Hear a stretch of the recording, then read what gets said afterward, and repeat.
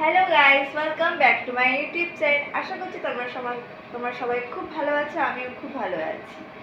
তো আমি আমার সমস্ত ভাইরাদের জানাচ্ছি হ্যাপি রক্ষাবন্ধন।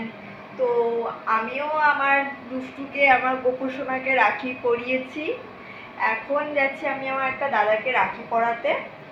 তো ওই যে আমার দুষ্টু এখন ওখানে শুয়ে রয়েছে, যে রাখি পরে তোমাদের দেখাচ্ছি। এই যে আমার সোনাকে রাখি পরিয়েছি।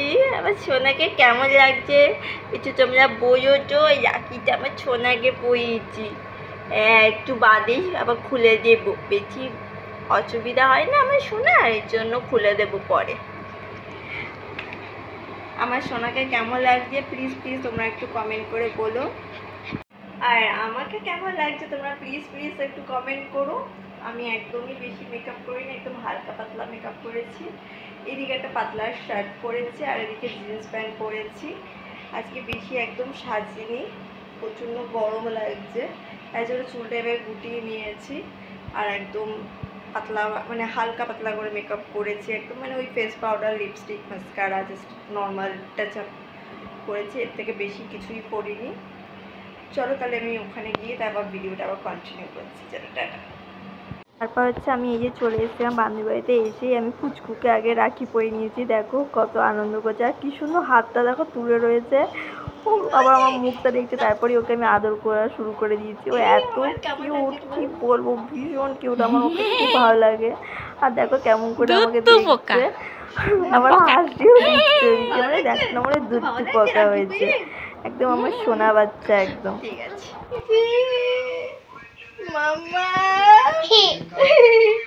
কি মিথ্যে হাসি দিচ্ছে আমার মাম্মা। দেখো দেখো মিথ্যে হাসি দিচ্ছে, দেখি দেখো, এই যে এই যে এই যে এই যে এই যে কি কি হয়েছে। ঠিক আছে গাইস, আমি আবার পরে কথা বলছি। এই যে আমার বান্ধবী সুন্দর করে সাজিয়ে নিয়েছে, আমি তো সব পারি না, তো ওই সাজিয়েছে, ওই ইউটিউব দেখে দেখে সুন্দর করে সাজিয়েছে। আমি সব কিছুই পারি না, এত নিয়ম করে আমি সত্যি জানতাম না, আমার বান্ধবী সব জানে। তো ওইদিকেও সুন্দর করে সাজিয়েছে। আর দেখো পুচকু ওদিকে দুষ্টুমি করে যাচ্ছে, আর সামনে হচ্ছে আমার দুটো দাদা বসে রয়েছে। তো প্রথমেই আমি আমার গোপু সোনাকে রাখি পরিয়ে নিচ্ছি, তারপর ওইদিকে দেখো আমার পুচকুটা আমার সাথে দুষ্টুমি করেই যাচ্ছে। আমি গোপুকে রাখি পরাচ্ছি আর ও আমার কাছে বারবার করে আসছে, তাই আমি ওকে লাস্টে আদর করে চুমু খেয়ে নিয়েছি। আর খুব দুষ্টুমি করছিল। তারপর এদিকে আমার বান্ধবী এবার রাখি পরিয়ে নিচ্ছে দীপকদাকে।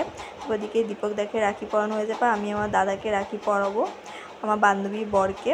তারপরে দেখো পুচকু দুষ্টুমি তো ও করেই যাচ্ছে, ও কিছুতেই থামছে না, ও করেই যাচ্ছে দুষ্টুমি। দীপকদার কাছে গিয়েও দুষ্টুমি করছে, পরে আবার অনুপদার কাছে গিয়েও দুষ্টুমি করবে।